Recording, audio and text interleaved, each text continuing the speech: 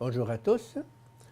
Je continue à vous partager des extraits du volume de bioéthique de Monseigneur Elios Greccia. La tentation technologique. La sectorisation en fragments du diagnostic et la dépersonnalisation de la maladie.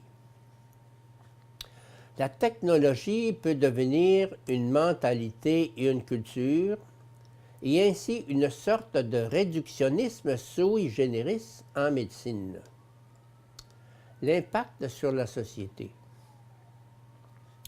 Le médecin est tiraillé entre deux appartenances, l'appartenance aux malades auxquels il offre ses services et l'appartenance à la société organisée qui établit les honoraires dans plusieurs pays et donc le considère comme un fonctionnaire ou comme son représentant. L'éthique et l'idéologie sont des termes antithétiques.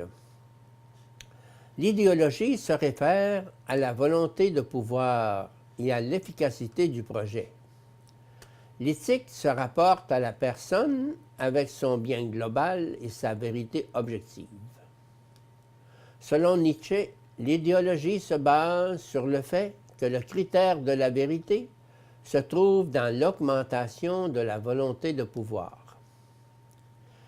Il existe aussi d'autres définitions de l'idéologie, mais les deux facteurs qui sont caractéristiques de toutes les définitions sont la volonté de réalisation d'un projet et le projet qui fait abstraction de la vérité ou prévaut sur elle par rapport à la demande.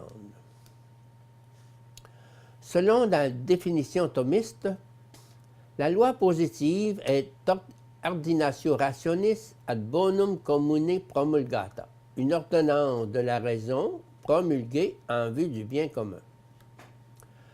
La loi présuppose donc la primauté de la raison et par conséquent de la vérité, et elle a comme objectif le bien commun. La législation sur l'avortement est idéologique parce qu'elle définit avec mauvaise foi la vérité de l'humanité de l'enfant à naître et qu'elle n'a pas pour objectif la défense de la vie de celui-ci. Face à la prévarication de l'idéologie constatée dans la loi et par conséquent dans la profession médicale, le médecin est obligé de mettre en œuvre la défense et l'objection de conscience.